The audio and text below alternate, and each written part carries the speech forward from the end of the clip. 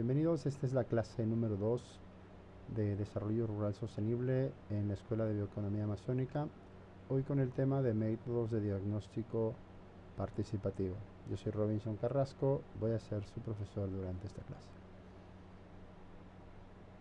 El día de hoy abordaremos un poco sobre los conceptos del diagnóstico, sobre algunos métodos como la lluvia de ideas, el árbol de problemas, las matrices de priorización y los calendarios estacionales.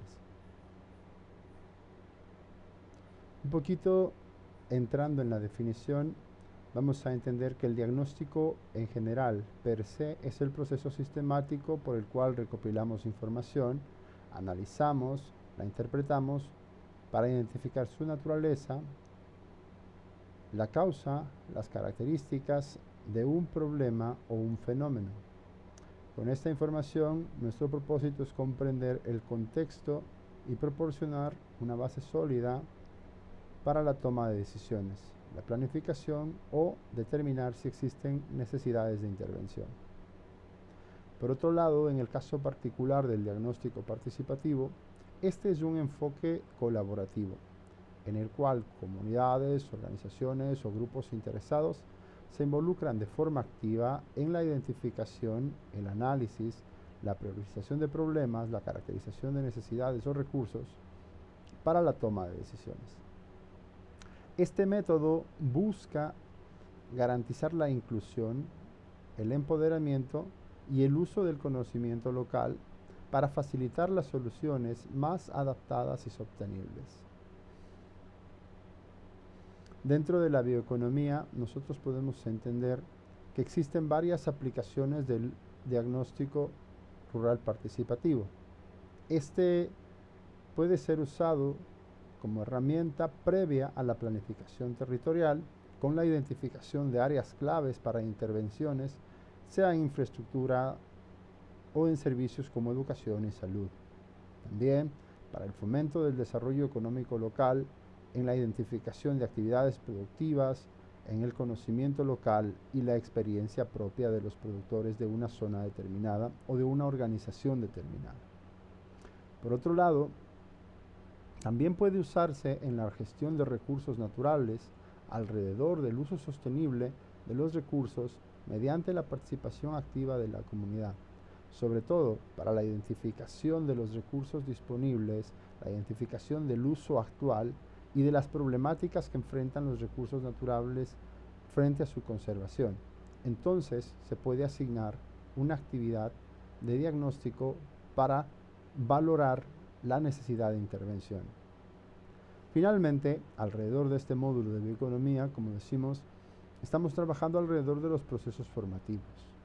Y entonces, tanto en bioeconomía como en desarrollo rural, es importante tener diagnósticos sobre las necesidades de capacitación, especialización y desarrollo de habilidades y competencias en una actividad específica, de acuerdo a la edad de los productores, de acuerdo al contexto y zona geográfica donde se ubican, pero sobre todo teniendo en cuenta el nivel de conocimiento previo que ya tienen los productores respecto de una actividad. El diagnóstico rural participativo tiene algunos principios. El primero de ellos es la inclusión. Debe considerar a todos los actores relevantes que participen en el proceso. No debe ser excluyente, es decir, mientras más personas se puedan considerar, mientras más opiniones se puedan considerar, tendrá mejores resultados. Por otro lado, debe garantizar transparencia. De esta manera, la información que se recopile debe ser analizada, pero debe ser accesible para toda la comunidad. Finalmente, cada vez que se haga un diagnóstico rural participativo, se debe socializar la información, porque no todos tienen el mismo nivel de acceso a la información. Es decir, el acceso a la información debe ser directo de quienes proponen el diagnóstico y no solo puesto en fuentes online, como a la fecha realmente es como difundimos información. Debe ser presencial. Por otro lado, debe garantizarnos un aprendizaje mutuo. ¿Okay? El equipo que realice el diagnóstico debe reconocer que existe ya un conocimiento local para la interacción social y para la recopilación de información. y que las técnicas que tenemos desde el lado urbano generalmente pueden fallar porque no están integradas directamente hacia el desarrollo de las actividades comunitarias o las actividades rurales. Por eso es importante la integración del conocimiento local con los conocimientos técnicos del equipo que realice el diagnóstico. Mucho más será importante integrar personas de los sectores donde se realice el diagnóstico en el equipo que realice el diagnóstico. Para esto será importante que esta inclusión se realice desde la planificación y no solo en el momento de la ejecución. El diagnóstico rural participativo tiene un proceso y que debe estar encadenado.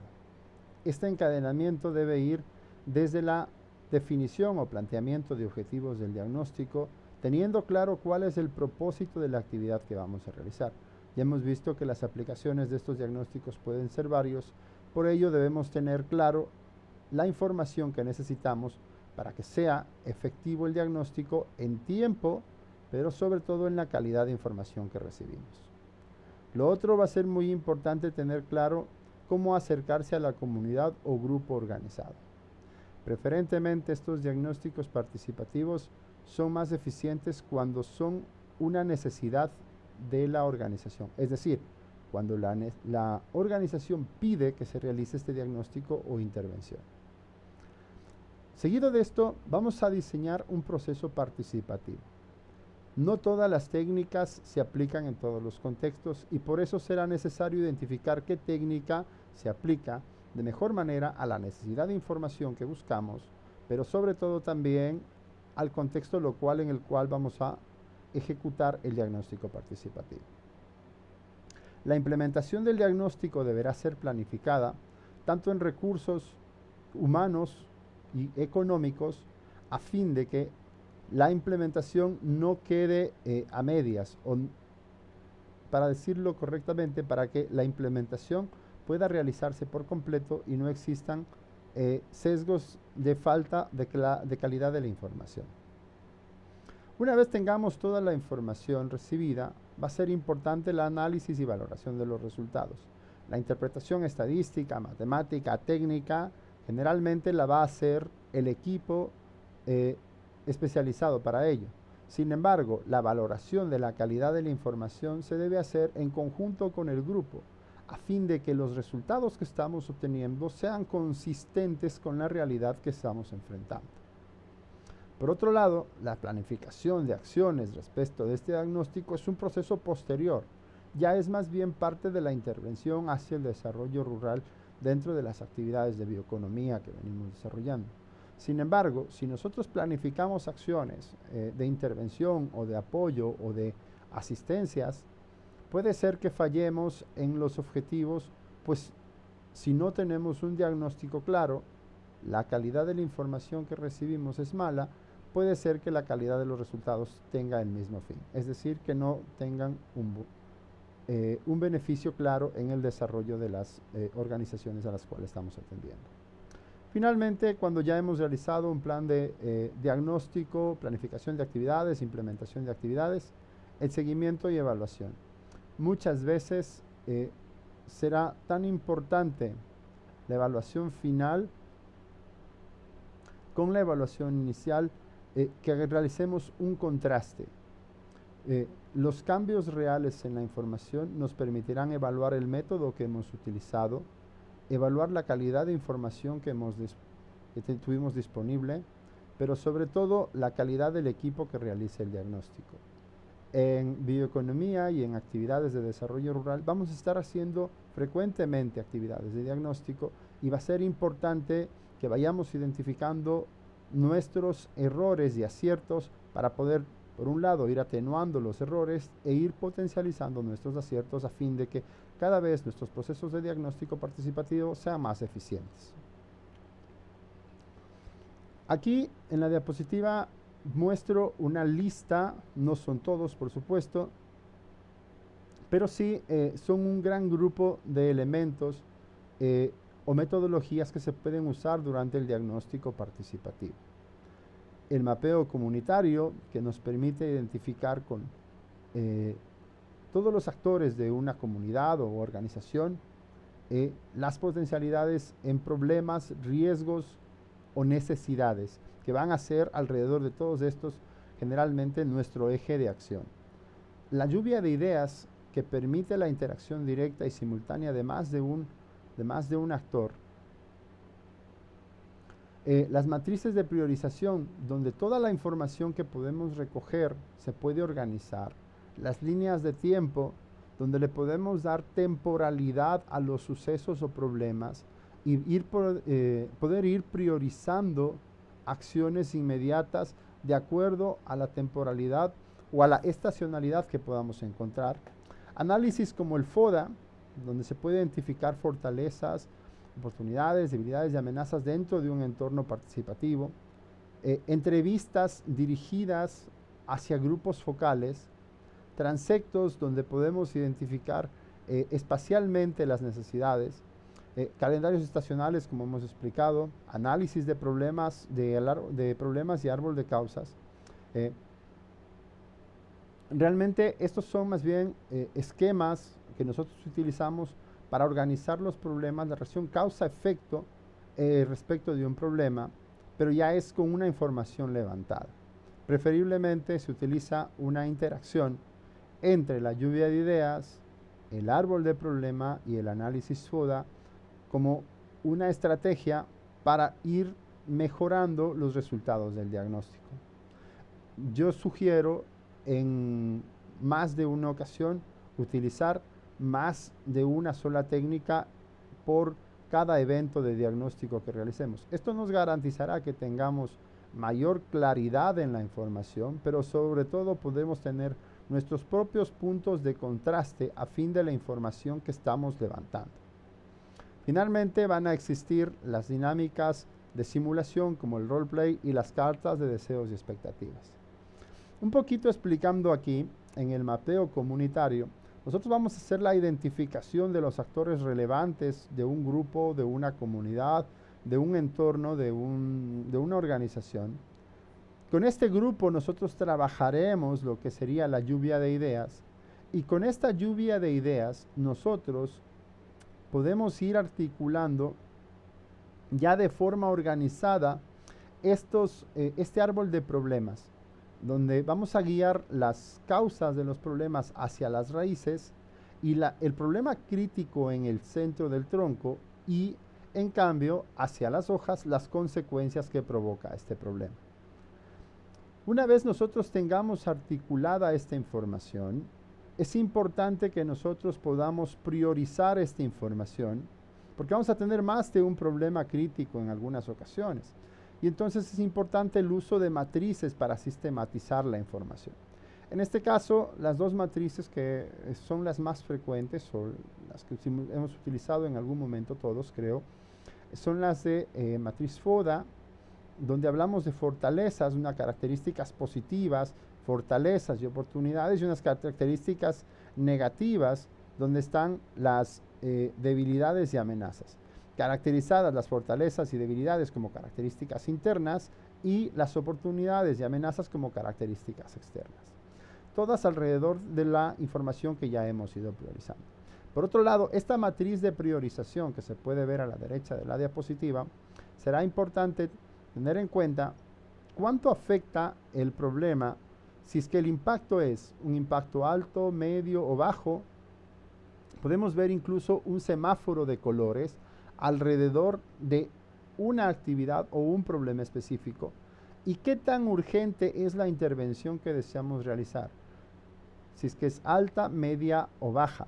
Y entonces nosotros podemos ir puntuando y caracterizando las oportunidades de acuerdo a las interacciones que vamos teniendo entre las dos columnas, entre las dos secciones de esta tabla cruzada.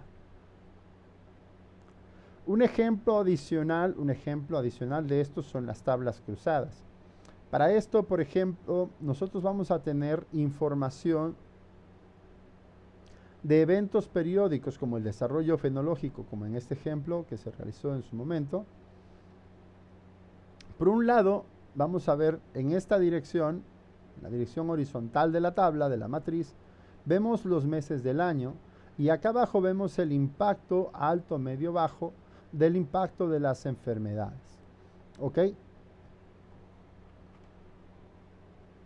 En este sentido, nosotros podemos ir categorizando la información que levantamos en campo, en un taller, en un foro, podemos ir dándole el nivel de priorización de necesidades o de jerarquización de los problemas. ¿Ok? No solo de este tipo pueden ser las matrices, este es un ejemplo nada más. También podemos tener podemos estar hablando de oportunidades productivas. En este caso vamos a ir hablando de las oportunidades productivas, ya que tenemos producción estacional de algunos frutos o alimentos dentro de las chacras, dentro de nuestros sistemas productivos agroforestales, y entonces podemos ir caracterizando para ir teniendo una agenda de trabajo de acuerdo a la estacionalidad. Esto intrínsecamente la población rural ya lo tiene realizado.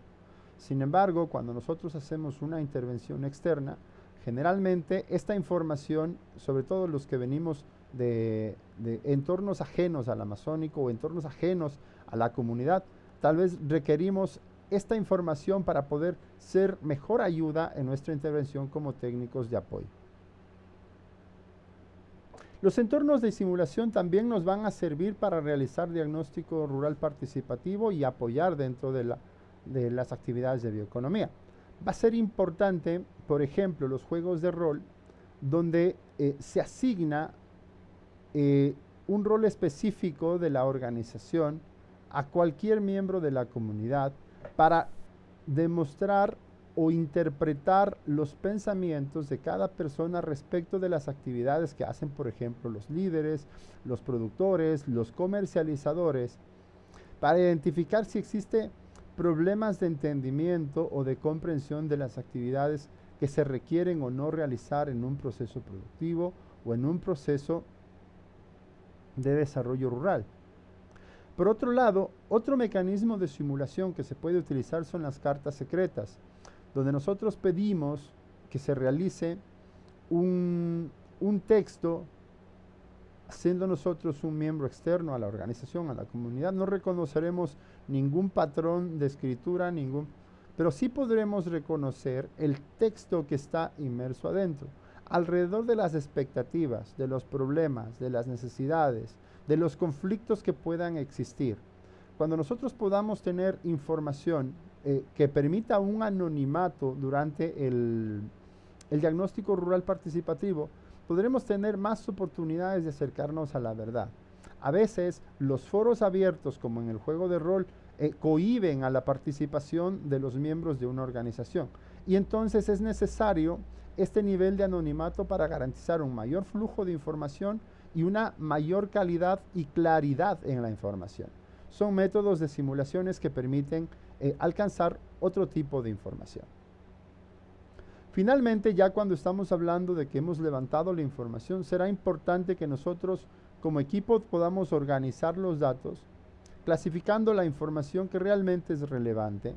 Para esto es importante en el diseño del diagnóstico identificar qué información es importante levantarla, porque si nosotros hacemos un cuestionario muy largo, hacemos una entrevista muy larga, nosotros podemos llegar a tener algún problema de levantar información innecesaria.